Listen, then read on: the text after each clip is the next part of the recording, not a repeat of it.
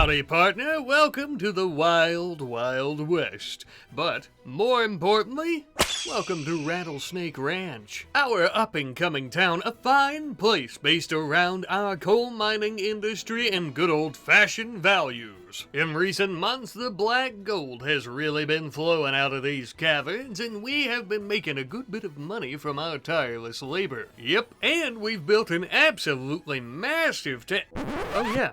We still need to build our town. I guess we had better get started on that, shouldn't we? Well, before we do that, we apparently have a counselor by the name of Lara offering to join us here, and she has nowhere else to go. Why, we're always happy to help someone in need. Besides, we could use a boost in our population. Well, howdy, little lady. Now, what's a delicate flower like yourself doing? Oh, not so delicate, I see. Welcome to town. I think you are going to fit right in. Given her social skills, she would obviously make for a great price negotiator next time we need to make trading partners to buy our coal. But her burning passion to construct things will also be perfect for building our town today. Speaking of which, let us actually begin doing that as we've been discussing. To start off, we're going to be building some more worker housing for our coal miners. That's really what we'll be starting with, and as we continue expanding the town, we'll start getting into more recreational areas and other types of housing. But right now, I think it only makes sense that the town would start up around the industry that is fueling it. However, as you may have noticed, we've run out of wood. So much so, in fact, that we had to use leather for sleeping accommodations, and even this sacrifice has left us with so little wood we cannot finish our worker housing, quickly halting any construction excitement we had. As you might have guessed, an arid shrubland like the one we find ourselves building our town in isn't exactly rife with vegetation, let alone trees that we can chop for oodles upon oodles of wood. Though there are some scattered cacti and trees sparsely around the area that we can use to finish up our workers' barracks. Even so, we have much more than just worker housing to go about building today, so I think we should focus our research efforts into tree sowing, allowing us to, as you could guess, grow our very own trees, and cacti of course. But this research is going to take quite a while, and more so, once we plant a field of trees, it'll take even longer to grow them, so we need to figure out an alternative method of acquiring logs for construction of our town until that happens. Lucky for us, I know just the way to go about doing so. So many towns and settlements around us already are just biting at us for our coal chunks. What if instead of just selling them off for money, we did a bit of an exchange for wood? Very well then, it's settled. We would spend the next day or two loading up our coal cart full of, well, you guessed it, coal, and then we would immediately take it north to the city of Brook to do a bit of trading. Meanwhile, back home, we finished up that research into tree sowing. That didn't take us too long, now did it? But this is the hard part. We would have to work day and night, tirelessly sowing some drago trees. They don't exactly grow massive like a pine or an oak tree, but they are native to the region, which will mean that they'll grow quite well here, unlike pine or oak. But sowing a massive field of trees wasn't all negative. There was some positive to this as well, I'd say. You see, I sorta compared Slick to a golden aura because, well, she's mighty pretty and, well, partner, you get me out here in this field for hours on end with a beautiful woman planting trees and, well, I'm afraid it just kinda happens this way. Ain't love grand? By this point, our freight train had finally arrived at Brook, and we immediately offered them plenty of coal for plenty of wood. Although the two of them weren't exactly an equal trade, so they would end up still paying us just over 7,000 pieces of silver. In other words, we got our cake, and by God, we ate it too. By the time we arrived home, everybody was tickled plum pink to unload our carts. But you know, with all this money and all this wood, I think the next part of our town should probably be a good storage facility. So, of course, we began working on that next. Because this feels like a good time to remind you, up until this point, yes, we are on our 5th episode into this series, we have still been storing everything except for our coal in either a storage pit dug into the ground or some type of large tent, barely keeping things stored, I guess you could call it. So having a proper warehouse like this for the town was the next logical step, and it is indeed large enough, more so, actually, to store everything that we currently have in storage as well as any future items. But of course we have the difficult process right now of moving all those items to this new location. As we were in the middle of doing so, we also ended up having some settlers coming to do some trading with us who would end up providing us with even more wood. Now, with our overabundance of wood that we finally have, we could start working on some more interesting projects for the outer portions of the town, not solely focused on working in our coal mines. Something of a, maybe not a tourist destination, but where the workers can go to interest themselves as well as visitors to the town. Yes, indeed, I am talking about a proper saloon. Albeit a quite small one for the moment. Luckily, we still have plenty of room to expand in the future, but for now, given the quaint size of Rattlesnake Ranch, I think that this saloon is the perfect size. And it's also perfect for any rootin' tootin' needs that our cowpokes might have. As you can see, we've got a marble piano, we've got a faro table, we've got darts, we've got it all. The only thing now is we need to keep our shelves stocked with plenty of alcohol. If you guys have any wonderful names for the saloon, be sure to leave those in the comments section down below. On the upstairs portion of the saloon, we also have a couple of rooms that I plan on renting out for $10 a piece per night, as that is the cheapest that I could make them. These aren't exactly the nicest rooms ever, but for some weary souls traveling through the area, or perhaps visiting the saloon for an evening, they will make for a nice sanctuary against the discomforts of night and vicious coyotes. This also means that I have added the hospitality mod to our mod list, which can always be found in each video description, by the way, if you were to be looking for it. But I do want to mention that this doesn't mean we're solely going to be focusing on hospitality here, as it is just going to be a small cog in a much bigger machine. That being said, I think that we need a proper place to go about making machines and tools, and this is a terrible segue into this topic, but we are going to be building something of a smith shop. I guess you would call it a blacksmith, but we'll also be making ammunition here, tools, weapons, just a good place to store any of our metallic items and what have you. Whereas before, similar to our storage facility of course, we've mostly just been doing all of this under a little wooden awning that we built next to the mountain outside.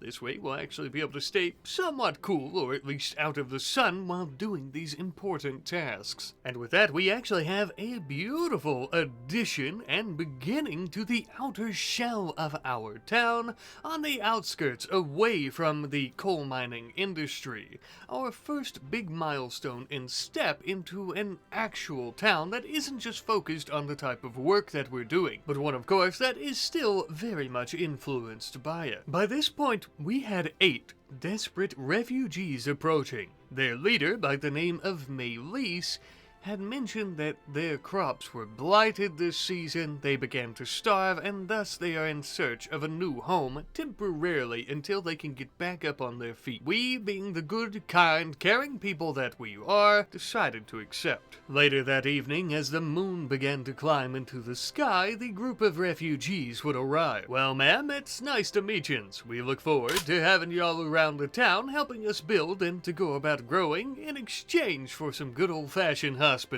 You and your people are welcome here as long as you like. Maylise here claims to have been a policewoman herself. Said she served in some big city out east. Never heard of it before, but I gotta say it's nice having another law enforcement alumni around these parts keeping the peace. Now, we weren't exactly ready for a population influx of this size, even if it is temporary, so we decided to work our asses off ever so quickly to accommodate our new guest with some tents as well as lodging.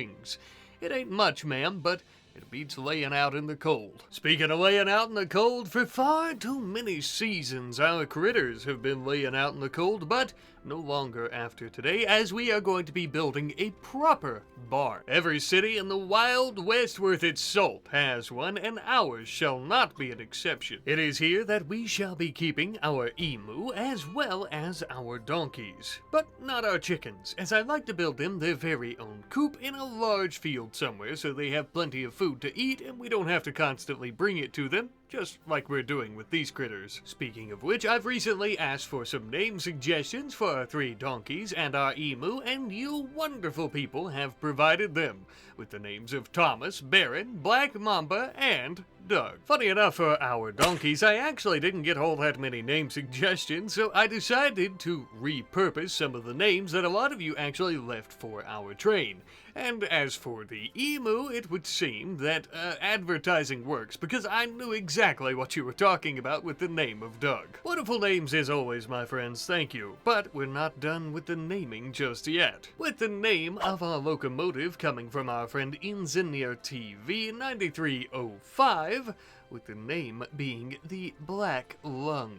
Ever so fitting for the name of a train that is designated with hauling coal back and forth between 2 villages. Morbidly humorous. I love it. Now then, let us continue with the expansion of our town. Every good town can also, well, feed itself. And as we already have a few different bits and pieces of land where we're growing our crops, I think it would be much better to have a designated farm. So, that is currently what we're building, as you see here. Farming was also desperately needed in the area since we have a larger population, even if it is temporary. You'll notice that we also built a couple of houses. Now, these are going to be for the farming, our residents with the best planting and growing skill, of course. To ensure that we have adequate amounts of storage for all of our food as well that we're going to be growing here, we also decided to construct a couple of granaries. Nothing too fancy, built out of sandstone with a thatch roof, built up high with the storage being up high as well. That way critters nor the weather alike can take our food from us that easily. Plus, there's obviously a huge benefit to having our food stored not far from where it's being grown. That way it doesn't take us much time to put it here, and also this will free up plenty of space in our warehouse. While still on the topic of freeing up space, having all of our new growing areas in this new area specifically for them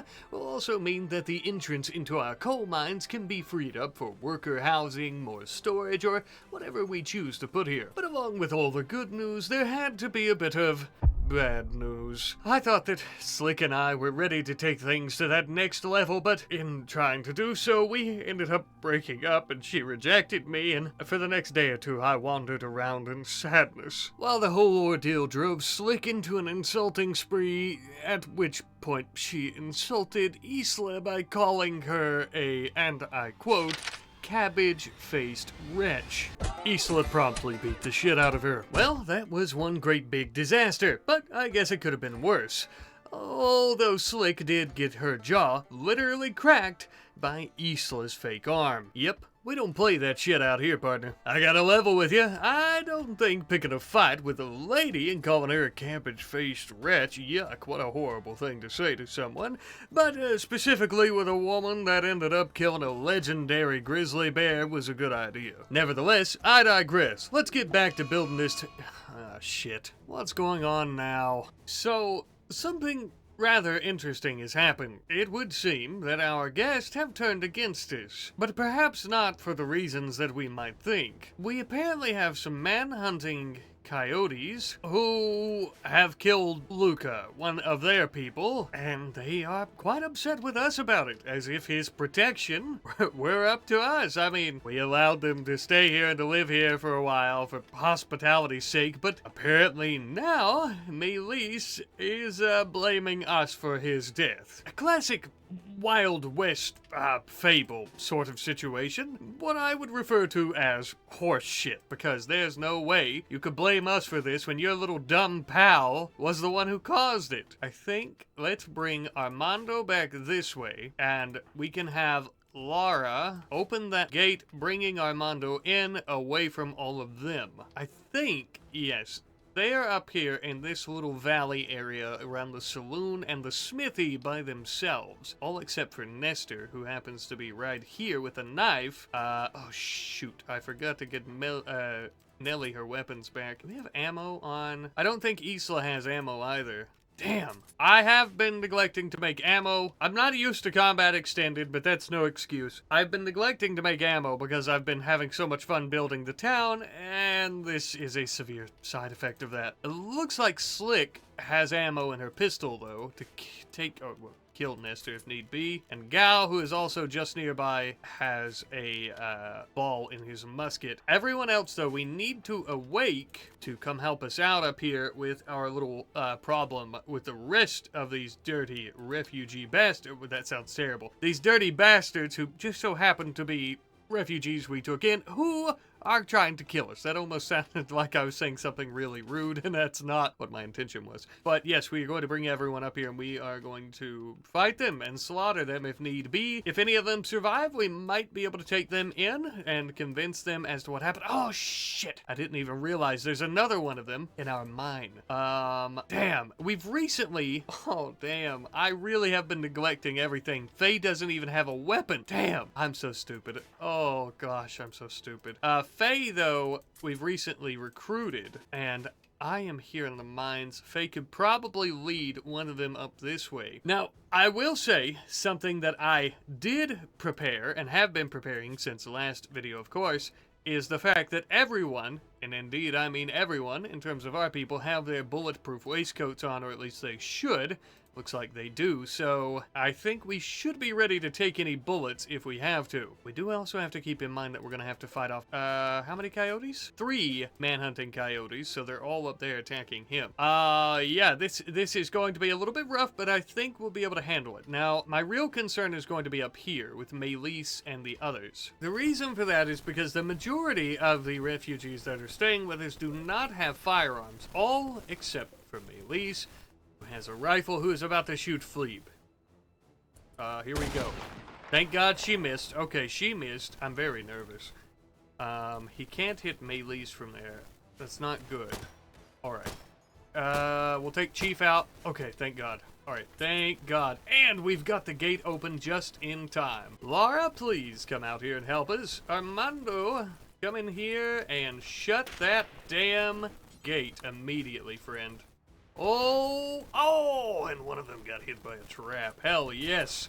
Oh, he did come in just in time, but he's down. Good, good, good, good. Very good. What are they doing? They're moving out this way for some reason. So we've managed to take down Washash as well as Chief. Melis, Simon, and McLean are all... I don't know if they're leaving the area or what. I have a feeling they're going to be very angry and try to burn down our farm or something. Apologies, I noticed a bit of static in my audio there.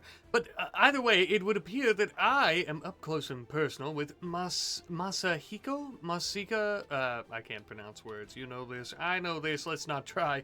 I'm going to pull back, though. I might be able to give Faye my bow. I do have some arrows in the quiver as well, which would be nice.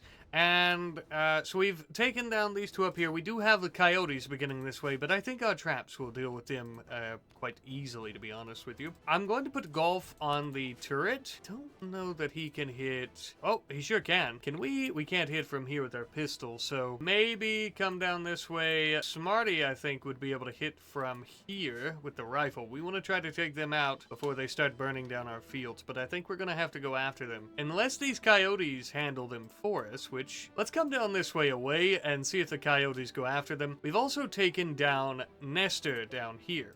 We shot him, oh my, once in the leg, once in the left lung. One of them appeared to have hit his rib cage. Oh God, that sounds terrible. And then 2 other shots in the torso. Nestor is pretty good all around. And I'm thinking, if at all possible, we should probably try to convince him that we're not the bad guys. Simply because he's great. So why don't we go ahead and let Isla capture him and then tend to him. Slick and Gao, I think I will bring up this way, just because we may end up having to fight some coyotes. But let's see how the battle goes for myself and Faye down here. I think we're going to be a-okay, hopefully. I think we're gonna be fine. Let's come on out this way. I'm going to... Oh, they're fleeing. I just noticed that they're fleeing. That's fine. We wanted no quarrel with these people anyway. Did we not? We wanted no quarrel. They are the ones who turned on us after their friend got himself, might I add, killed. He might have been in a mental state, to be honest with you. I wasn't paying too much attention to the refugees because I thought they're only staying here with us for a time. They'll take care of themselves. Well, apparently they took care of themselves all right by getting themselves killed. Let's see. You are incredibly good with animals and plants. Some of these refugees, I think, are going to be joining us permanently, and I've got to say I'm pretty tickled about that all in all. Even though they turned on us, and that's the only reason it's happening, I'm still pretty tickled. Laura's not a very good doctor, but she can capture Washash. If they're leaving, I'll allow them to leave without issue. These coyotes are about to meet our traps, I believe. Yep. I think we'll be fine. The other one's up here. Is it not coming down this way? I guess not. Let's see if Fleeb can run down here. Lloyd, open the door for him ever so quickly. We are gonna have Fleeb make a run for it away from this coyote, which is up here. Oh shit, this is the worst timing ever. Oh god, this is really bad. That couldn't have been a worse time for him to run out the door. Go, go, go, go, go. Oh my god, there we go. Whew. I didn't think we were gonna shoot it. All right. Isla's having a tantrum. What was that from? Serious pain. Yeah, not having her arm and her scars and stuff are just, I don't want to say it's debilitating, but it's definitely painful, so... I wonder. She has a mangled scar. I didn't even notice this before. Of course she has muscle parasites. She's infected with something that's adding on to it. Isla not only has muscle parasites and... that scratch scar across her torso, but her left eye. There's a mangled scar from that bluebird that attacked us last episode when we fought the bandits on the train tracks. Son of a bitch. Poor Isla is just taking beatings left and right like a champ. And all the worst she can do is have a few tantrums here and there. Truly, she is the best among us, I must say. But it would appear that our battle with the refugee folk who are staying with us for a time is over. I am afraid we're about to lose this jolly little fellow here, Masahiko, as I've completely neglected to try to rescue him. I apologize, sir. You did try to kill us, though. Even if it was over a simple misunderstanding, this is the outcome of your choices here today. Yeah, sorry about that, pal. We do have Nestor, who is almost fully tended. We'll begin attempting to explain the situation to him that Luca basically killed himself, and it wasn't our fault. And the same for Washash, I apologize. Yeah, I mean, we didn't want to do that. We did not want to do that at all. I suppose a good way for us to get on the good side of these folks is by burying their friends. And I thought that a nice little graveyard out here in our tree growing area, I guess you would call it an orchard, but it's not really for fruit trees, might be a good place. So we'll start trying to bury some of them out there. That was very unexpected. Now, I will say I was prepared for them to turn on us, because of course, out in the West, you know how it is. People are always trying to kill you. This type of stuff happens pretty often. So we were ready for that, not over something so simple and, quite frankly, silly, as it wasn't even our fault. Damned coyotes started a civil war right here in our town. And you know what? That, I mean, they were only temporary guests, but how many were there? 8? There's only 13 of us. That's almost half of us. Not really, but kinda. We could do some type of holiday over it. If you guys have any ideas for any holidays for our victory over this little civil excursion, be sure to let me know in the comments. It doesn't have to be a holiday of, like, celebration. It could be a day of memorial or remembrance of something. So if that's something you think that could be a good idea, be sure to let me know in the comment section. I always love making holidays for series. Anyhow, though, I do think that we should start working on some proper graves for these folks. Misunderstanding or not, it's truly just... I mean, it wouldn't be right of us not to bury them, even if they were in the wrong for attacking us first, so I think that's exactly what we're going to do. So begins the burial. Once we get the others recruited, they can come and mourn their friends anytime that they so choose. Such a terrible thing. An avoidable thing as well, I might add. But they made their bed, and They have to lie in it. This is their bed. And they are indeed lying in it now. Now hold on, I know. I should have ammunition and weapons and everything prepped in case something like that were to have happened. Don't worry, I'm preparing for it now. Better late than never. Not only have we been stockpiling ammunition after our little excursion there with our angry refugee friendos, but we are also ensuring that most of our folks have weapons. I think I mistakenly said a moment ago that Nellie couldn't pick up a weapon, she didn't have a weapon. Well, she is incapable of violence, and I forgot about that, but Faye here is definitely not, with her being the bandit leader who tried to kill us not so long ago. Although, she is now reformed and armed. This whole kerfuffle, though, reminded me that we need a place of law and order. We need somewhere not only that would serve as a jailhouse, but also as a police station out in this wild, wild western town that we're building here. And so, that's exactly what we started building. A sheriff's office with a built-in jail for up to 3 folks. Thanks to our prior knowledge into smithing techniques, we're already well aware of how to build iron bars to keep them folks behind bars, if that makes sense. These cells are damn near impenetrable, but even if they somehow manage to get out, we built the sheriff's office right in front of our coal mine, so the heart, the center of our town itself, meaning if they start running away, surely to God someone's gonna see them and we can catch them. Now I know what you're thinking. Dale, who in their right mind would be willing to take such a burden as to be the sheriff here, devoting their life to keeping the peace and order in our grand aspiring Rattlesnake Ranch? Well, you're looking at him. That's right. I am a sheriff once more. It only seems fitting since I am the only one here with all the prior experience. Back to defending folks, and this time, it's legal. Well, now that we have a proper sheriff's office and police station and jail all in one, I think it's also time we start working on some other things around the city, like a nice tailoring shop. Somewhere, not only that we can go about making clothing and more taxidermy, as well as just storing our textiles, but a place for our folks to work, most importantly, other than the coal mines. Even with mining being our main focus, it's important to remember that our people are skilled laborers in many different fields and expertise, and they are the lifeblood of our city. We would also take the liberty of building some signs around town as well, like for our butcher shop, as well as our researching library, places like that. Now, that might not seem all that consequential.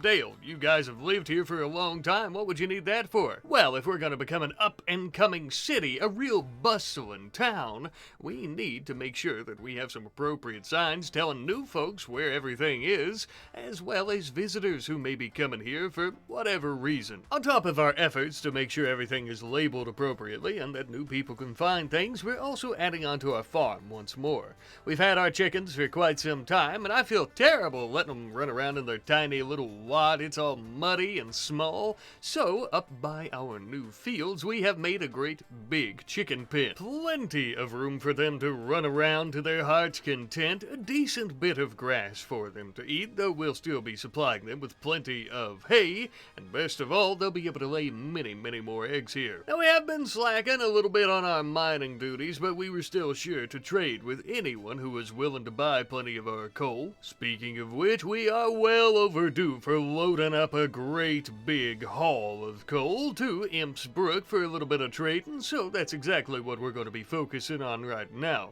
Headed that way and arriving about an hour or so later, making ourselves a very pretty penny. Oh, things just couldn't get better. Oh. But they could get worse. The Wrangler Company? No, there's no way that's a Pinkerton agency, oh my god, they really are here. Looks like we got 3 deputies and quite a few of their police dogs, but I don't understand. Why would these officers come for us? We didn't do Melis.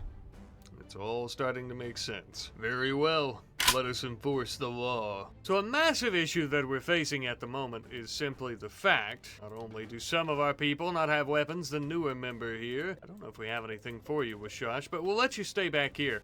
We have yet to finish any defenses in this area. Reason, of course, being because we just recently worked on this area, but I think we'll be able to use our horse-drawn wagon as a bit of a defendable point, if it comes to it. I will say I would prefer if it didn't come to it. I'm actually going to bring some of our folks with their rifles. Now, I want to be able to take them alive. Obviously, I prefer not to have to kill our fellow law enforcement, but I think we are far past the point of conversation. We also have our train crew, with that being Armando, Golf, and Slick. I almost forgot they recently made it home. I actually am going to try to send some of our people with rifles and shotguns up this way. I suppose we'll just have to have a shootout.